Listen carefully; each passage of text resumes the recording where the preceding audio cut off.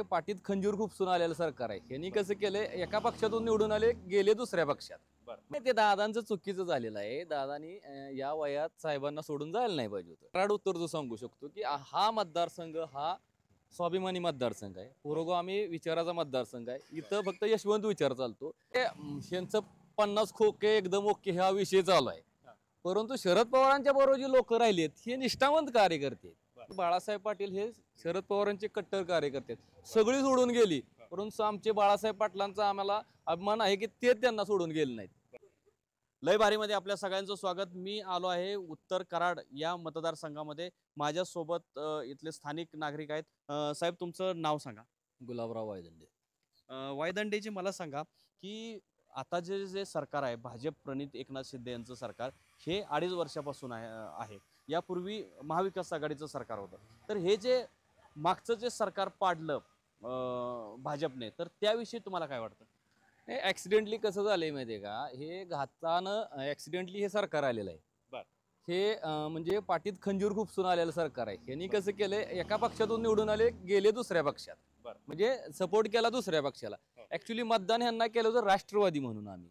परंतु काय झालं, त्यांनी तिकडे सपोर्ट करा, त्यांच्या विरोधात आम्ही मतदान केलं. बीजेपीच्या विरोधात आम्ही मतदान केलं होतं इथं. हे तिकडे गेल्यामुळं आम्ही यांच्यावर नाराज आहे. अजित दादा शरद पवारांना सोडून गेले, याविषयी काय वाटतं? नाही, ते दादांचं चुकीचं झालेलं आहे. दादानी या वयात साहेबांना सोडून जायला नाही पाहिजे होतं. कारण दादा साहेब आता कसे बरे वय झाले साहेबांचं. आता ह्या आपल्या वडीलधाऱ्या माणसाला आपण घराच्या बाहेर काढणं हे चुकीच आहे. ते त्याच्यावर आमची नाराजी आहे. दादांच्या बद्दल आमची नाराजी आहे. आता दादांच्या बद्दल प्रेम आहे ही गोष्ट वेगळी, परंतु साहेबांना सोडून गेले ह्याचं दुःख वाटतंय आम्हाला. तुम्ही अजितदादांचे कार्यकर्ते पूर्वी होता का? हा, आम्ही पहिल्यापासून राष्ट्रवादी. त्याच्यामुळं आता आम्हाला कसं वाटतं की साहेबांना सोडून दादा गेले त्याचं दुःख वाटतंय. आणि अजितदादांनी आता ते गुलाबी ड्रेस घालायला लागलेले आहेत. ते बोलतात की आम्ही विकासाचं राजकारण करणार आहोत, विकासासाठी आम्ही तिकडे गेलेलो आहे. साहेबांनी तर त्यांच्याच सगळं ताब्यात दिलं होतं, मग त्यावेळेला त्यांनी काय विकास केला नाही. आता तुम्ही जॉकेट घालून काय करून त्याचा काय उपयोग आहे? आता तुम्ही साहेबांनी तुम्हाला ताकद दिली होतीच ना, त्यावेळेला तुम्ही विकास करायच पाहिजे होता. तुम्हाला त्या साहेबांनी सगळे तुमच्या हातात दिलं होतं. साहेब कुठे येत होते त्यावेळेला? मग साहेबांचं काय चुकलं?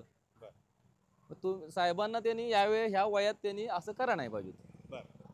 आता काय होईल असं वाटतं त्यांच्या पक्षाला? महाराष्ट्रातील जनता काय 2-4-5 तरी आमदार निवडून देईल का? हो का, आता आम्ही कराड उत्तर जो सांगू शकतो की हा मतदारसंघ हा स्वाभिमानी मतदारसंघ आहे, पुरोगामी विचाराचा मतदारसंघ आहे. इथं फक्त यशवंत विचार चालतो. इथं फक्त शरद पवारांना मानणारी लोक आहेत.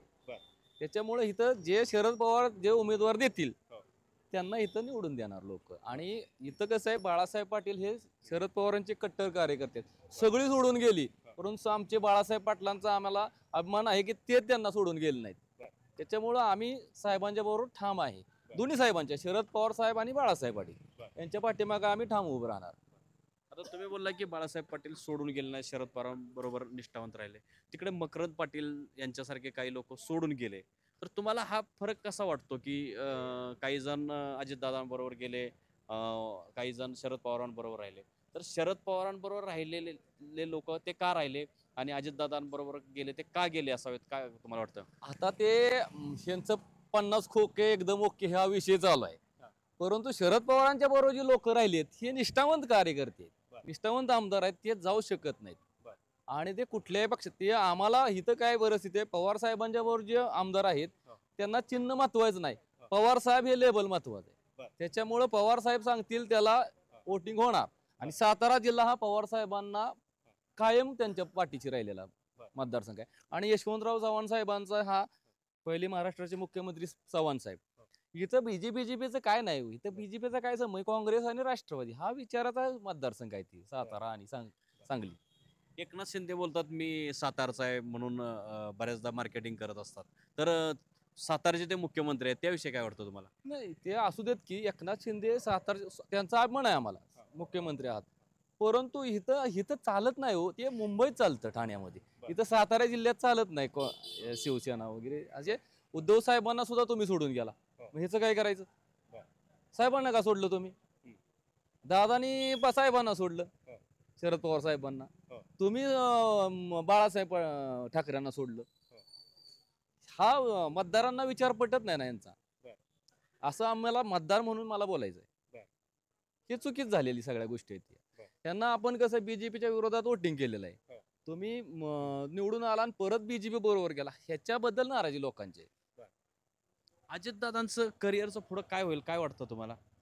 अजितदादांचं करिअर ते टेबल आहे, आता ते काय त्यांचं घरगुती विषय आहे. परंतु आम्हाला असं म्हणायचं आहे की साहेब नाराज म्हणजे सगळा विषय तिथं गोल आहे.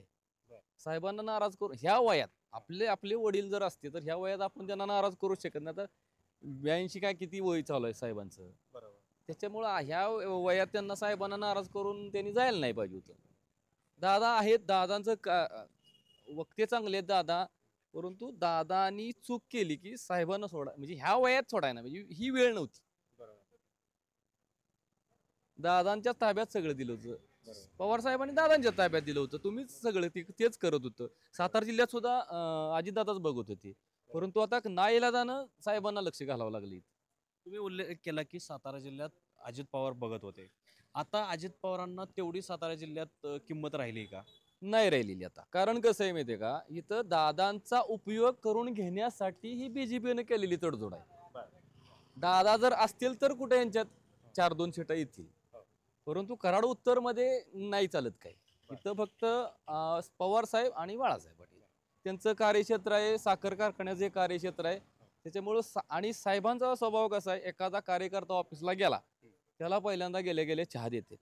चहा दिल्यानंतर तिथं काम विचारतात, ते काम मार्गच लागतं तिथं. म्हणजे आम्ही स्वतः अनुभव घेतलेला आहे. हा विषय आहे तिथला. म्हणून साहेबांच्यावर लोक ते कुठल्या पार्टीचा आहे साहेब विचारत नाहीत. तिथं गेल्यानंतर ऑफिसला काम होतं म्हणून साहेबांच्या बरोबर लोक आहेत. धन्यवाद दंडेजी. आपण सांगितलं की हा सातारा जिल्हा हा यशवंत विचारसरणीचा जिल्हा आहे. या ठिकाणी काँग्रेस राष्ट्रवादीचाच विचार चालतो. इथं बीजेपी अजिबात चालत नाहीत. अजितदादांना या सातारामध्ये फार इज्जत होती, परंतु अजितदादा तिकडं बीजेपी बरोबर गेल्यामुळे त्यांना तो मान राहिलेला नाही.